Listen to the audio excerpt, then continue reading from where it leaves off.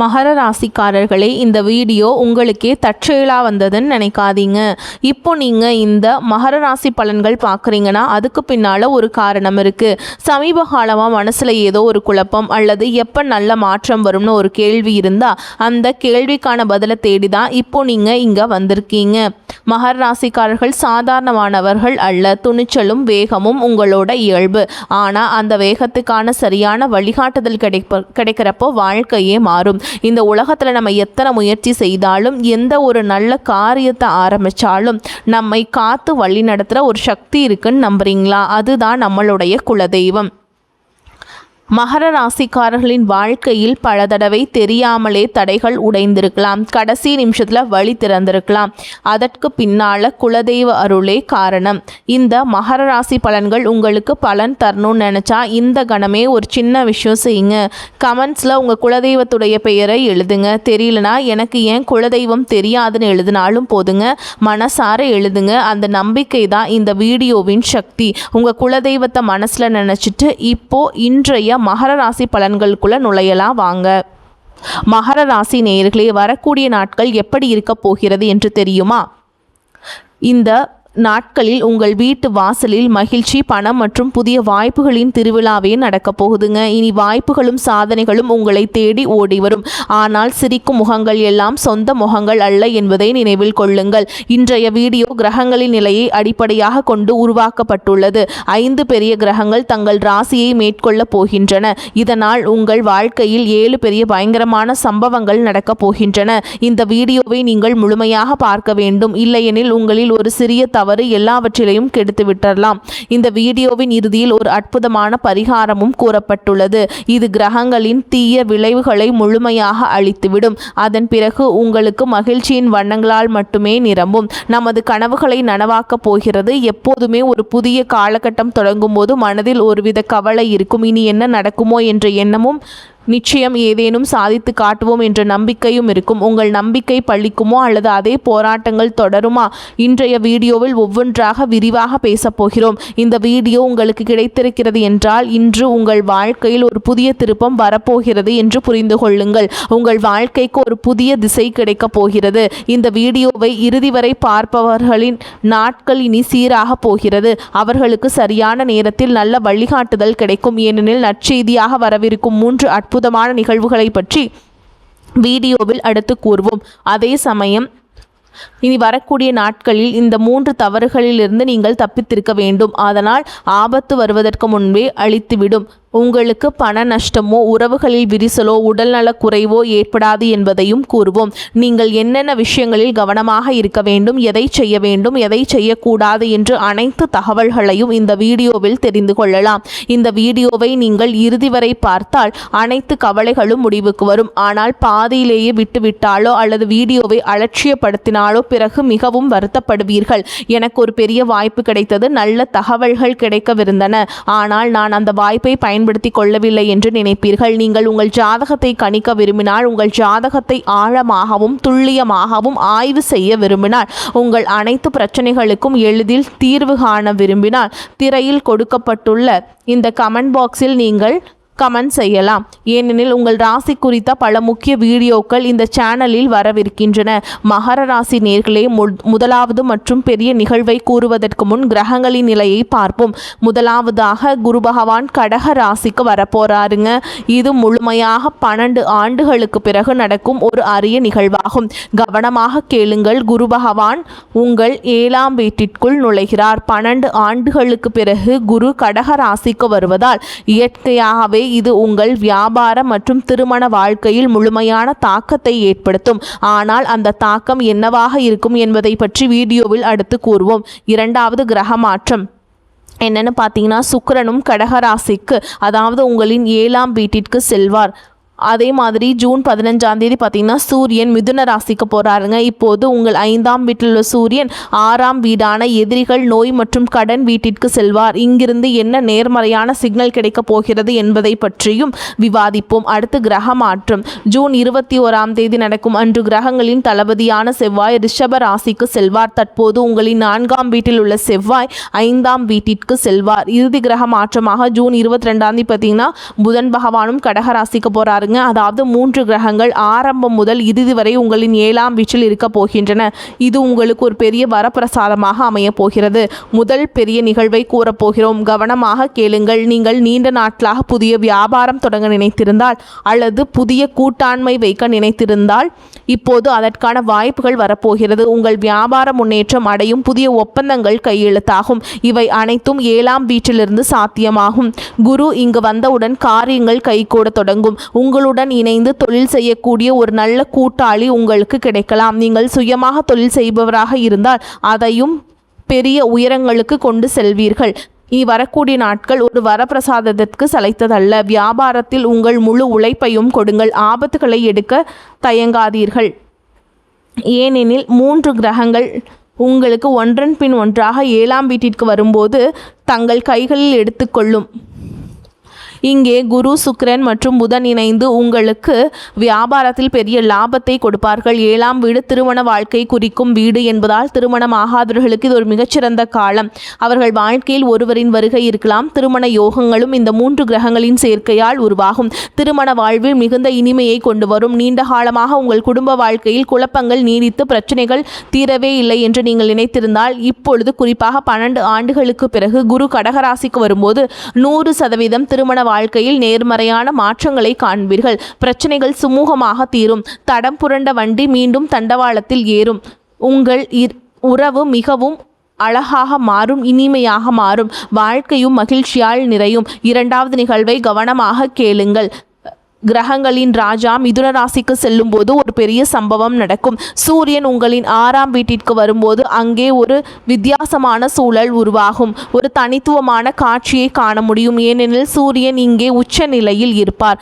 அவர் உங்கள் எதிரிகள் அனைவரையும் அழித்து விடுவார். சில மனிதர்கள் நம்மிடம் இனிமையாக பேசுவார்கள், ஆனால் அவர்களின் நோக்கம் நமது பலவீனங்களை தெரிந்து கொள்வது, நமது குடும்ப விஷயங்களை அறிவது, நமது யோசனைகளை திருடி நம்மை முந்தி செல்வது என பல கட்ட நோக்கங்களை கொண்டிருக்கும். இங்கே உங்கள் வெகுளித்தனம் உங்களுக்கு ஆபத்தை கொண்டு வராமல் இருக்க சற்று புத்திசாலித்தனமாகவும் தந்திரமாகவும் இருங்கள். 6ஆம் வீட்டில் உள்ள சூரியன் உங்கள் எதிரிகளை தவிடுபொடியாக்குவார். உங்கள் பாதையில் உள்ள முட்டுக்கட்டைகள் தானாகவே விலகும். ஆனால் உங்கள் யோசனைகளை யாரிடமும் பகிர்ந்து கொள்ளாதீர்கள். உங்கள் ரகசியங்களை யாரிடமும் கூறாதீர்கள். ஏனெனில் இந்த உலகம் நம்பகத்தன்மை அற்றது. கடந்த காலத்தில் நீங்கள் யாரை நம்பினீர்களோ அவர்களே உங்களுக்கு துரோகம் செய்ய தயங்கவில்லை. எனவே இப்போது உங்களை நீங்களே கொள்ளும் நேரம் வந்துள்ளது. உங்கள் மீது கவனத்தை செலுத்த வேண்டிய நேரம் இது. இதை குறித்து வைத்துக் கொள்ளுங்கள். உங்களுக்கு நீண்ட காலமாக பதவி உயர்வு கிடைக்காமல் இருந்திருந்தால், நீங்கள் முழுமையாக உழைத்தும் பல ஆண்டுகளாக போராடியும் பதவி உயர்வு மற்றும் முன்னேற்றத்திற்கான வாய்ப்புகள் அமையாமல் இருந்தால், சூரியன் 6ஆம் வீட்டிற்கு வந்தவுடன் வேலையில் பதவி உயர்வுக்கான பல வாய்ப்புகள் உள்ளன. வேலை தேடுபவர்களுக்கும் சூரியன் வேலையை கொடுப்பார். ஆனால் உங்களுக்கு பிடித்தமான வேலை கிடைக்கவில்லை என்றாலும் கவலைப்பட வேண்டாம். அந்த வாய்ப்பை புறக்கணிக்காதீர்கள். எப்படி தொடங்கினாலும் பரவாயில்லை, ஒரு தொடக்கம் அவசியம். அதன் பிறகு வழிகள் தானாகவே பிறக்கும். போட்டித் தேர்வுகளுக்கு தயாராகும் மாணவர்கள் ஒவ்வொரு முறையும் தேர்வு கிடைக்காமல் ஏமாற்றம் அடைந்திருந்தால், இப்பொழுது சூரியன் அவர்களுக்கு பலம் வாய்ந்தவராகவும் நட்பலன் அளிப்பவராகவும் மாறுவார். மாணவர்களுக்கு இது ஒரு நல்ல செய்தி. போட்டித் தேர்வுகளில் உங்கள் வெற்றி செய்தி ஒலிக்கும். உங்களின் தேர்வு நிச்சயம் கைகூடும். 3வது நிகழ்வை கூறப்போகிறோம். இதை கேட்டால் நீங்களே ஆச்சரியப்படுவீர்கள். வீடியோவை இதுவரை பார்த்த நீங்கள் இறுதி வரை பாருங்கள். ஏனெனில் அரைகுறை அறிவு எதற்கும் உதவாது. சேனலை இன்னும் சப்ஸ்கிரைப் செய்யவில்லை என்றால் சப்ஸ்கிரைப் செய்து கொள்ளுங்கள். வீடியோவை லைக் செய்து இன்று கமெண்ட் பாக்ஸில் ஜெய் சனிதேவ் என்று எழுதுபவர்களுக்கு ராசிநாதனான சனி பகவான் அருள் நிச்சயமாக கிடைக்கும். ஏனெனில் மகா அதிர்ஷ்டம் உங்களுக்கு கிடைக்க போகுதுங்க. மகர ராசியின் அதிபதி சனி பகவான் ஆவார். எனவே நீங்களும் கமெண்டில் ஜெய் சனிதேவ் என்று எழுத மறக்காதீர்கள். சனி பகவானின் அருள் உங்களுக்கு ரொம்பவுமே கிடைக்கும், உங்கள் மீது பொழியும். வீடியோவை கட்டாயம் லைக் செய்து விடுங்கள். உங்களின் ஒரு லைக் எங்களுக்கு பெரிய ஊக்கத்தை கொடுக்கிறது. 3வது நிகழ்வாக குருவின் பார்வை உங்கள் லக்னத்தில் விழும்போது என்ன நடக்கும் என்பதை பார்ப்போம். குரு தனது 7ஆம் பார்வையை இங்கு செலுத்தும் போது உங்களுக்கு பெரிய முன்னேற்றம் கிடைக்கும். லக்னம் அல்லது முதல் வீடு என்பது நமது ஆளுமை மற்றும் நமது எண்ணங்களோடு தொடர்புடையது. குரு 7ஆம் பார்வை லக்னத்தில் விழும்போது இயற்கையாகவே உங்கள் ஆளுமையில் ஒரு அற்புதமான கவர்ச்சி ஏற்படும். சிலர் தங்கள் பேச்சாலேயே மற்றவர்களின் மனதை வென்று விடுவார்கள். ஒப்பந்தங்களை வெற்றிகரமாக முடிப்பார்கள். மார்க்கெட்டிங்கில் வல்லுநர்களாக இருப்பார்கள். அவர்களின் பேச்சு திறனும் அவர்களின் பேச்சில் உள்ள இந்த இனிமையும் ஆளுமையில் உள்ள அந்த ஈர்ப்பும் குருவின் பார்வையால் உங்களுக்கு கிடைக்கப் போகிறது.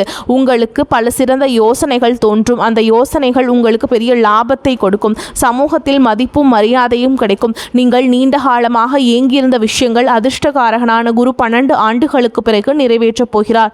இது 12 ஆண்டு கால போராட்டத்திற்கான கணக்கை தீர்க்கும். ஆனால் 3 தவறுகளை ஒருபோதும் செய்யாதீர்கள். இல்லையெனில் இரவு பகலாக வருத்தப்படுவீர்கள். நான் ஏன் இப்படி செய்தேன்? வாசல் வரை வந்த வெற்றியை என் கைகளாலேயே திருப்பி அனுப்பிவிட்டேனே என்று நினைப்பீர்கள். இந்த 3 தவறுகளையும் இனி வரக்கூடிய நாட்களில் நீங்கள் நினைவில் வைத்துக் கொள்ள வேண்டும். இல்லையெனில் அனைத்து நற்செய்திகளும் திரும்பிச் சென்றுவிடும். உங்கள் கையில் எதுவும் மிஞ்சாது. முதல் முக்கிய எச்சரிக்கை என்னன்னு பார்த்தீங்கன்னா, ரொம்ப கவனமாக கேட்டுக்கோங்க. குரு பொறுப்பை ஏற்றுக்கொண்டார். 15ஆம் தேதி சூரியன் பொறுப்பேற்கிறாருங்க. 21ஆம் தேதி அபாயமணி ஒழுப்பதை காண முடிகிறது. 21ஆம் தேதி செவ்வாய் ரிஷபராசிக்கு செல்றாருங்க.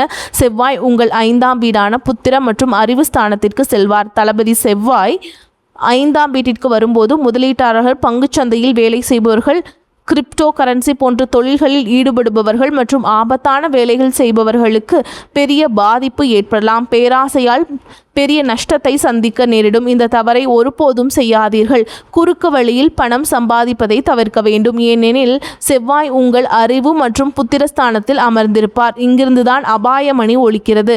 எங்கு முதலீடு செய்தாலும் சிந்தித்து அறிவை பயன்படுத்தி செயல்படுங்கள். மற்றவர்களை பார்த்தோ அல்லது பேராசையினாலோ பணத்தை முதலீடு செய்தால் அந்த பணம் மூழ்கலாம் அல்லது சிக்கிக்கொள்ளலாம். மகர ராசி நேயர்களே, எங்கள் முதல் எச்சரிக்கை இதுதான். செவ்வாய் நெருப்பு தத்துவத்தை கொண்ட கிரகம். மனிதனுக்கு கோபம் வரும்போது அவனின் செவ்வாய் பலமாக இருக்கிறார். அவன் தலையில் செவ்வாய் ஆடுகிறார் என்று சொல்வார்கள்.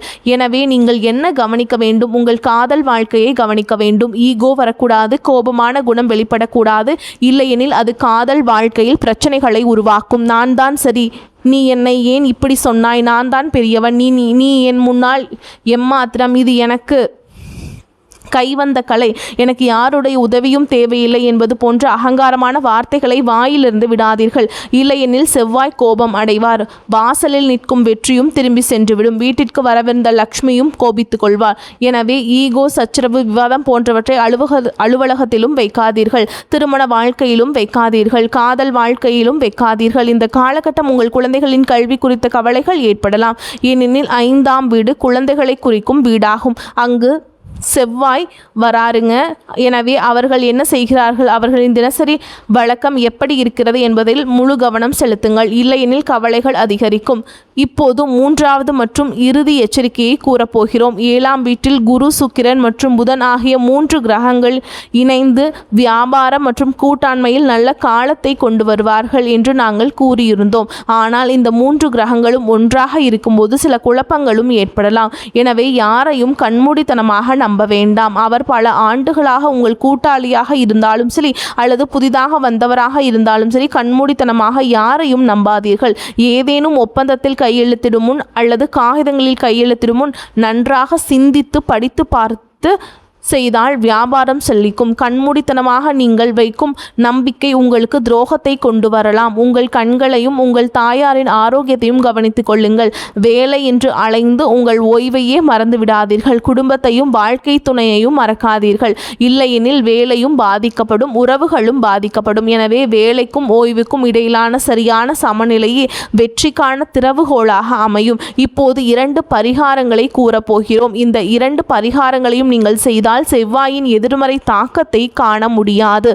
வாழ்க்கையில் ஏற்படும் அபாயங்கள், பங்குச்சந்தையில் ஏற்படும் நஷ்டங்கள் அல்லது காதல் வாழ்க்கையில் செவ்வாயால் ஏற்படும் பிரச்சனைகள் போன்றவற்றிலிருந்து இந்த பரிகாரத்தை செய்வதன் மூலம் ஓரளவிற்கு நிவாரணம் பெறலாம். 2வது பரிகாரமாக சுக்கிரன், குரு மற்றும் புதனுக்கான பரிகாரத்தை கூறுவோம். இந்த வீடியோவை இறுதி வரை கவனமாக பாருங்கள். இதுவரை நீங்கள் வீடியோவை பார்த்திருக்கிறீர்கள் என்றால் உண்மையாகவே இறைவனின் விசேஷ அருள் உங்கள் மீது உள்ளது. இந்த 2 பரிகாரங்களையும் கட்டாயமாக கேளுங்கள். பரிகாரம் பிடித்திருந்தால் வீடியோவை லைக் செய்ய மறக்காதீர்கள். 1வது பரிகாரம், செவ்வாய்க்கிழமைகள் தோறும் ஆஞ்சநேயர் கோவிலுக்கு சென்று வெள்ளம் மற்றும் கடலையை பிரசாதமாக படையுங்கள். அங்கு அமர்ந்து ஒவ்வொரு செவ்வாய்க்கிழமையும் அனுமனுடைய சாலிஷா அல்லது சுந்தரகாண்டம் பாராயணம் செய்யுங்கள். இதை ஒவ்வொரு செவ்வாய்க்கிழமையும் செய்ய தொடங்குங்கள். குரங்குகளை கண்டால் அவற்றுக்கு வாழைப்பழம் அல்லது வேறேதேனும் உணவுகளை கொடுங்கள். இதனால் செவ்வாய் பகவான் மகிழ்ச்சி அடைவார் என்பதற்கு முழு உத்தரவாதம் உண்டு.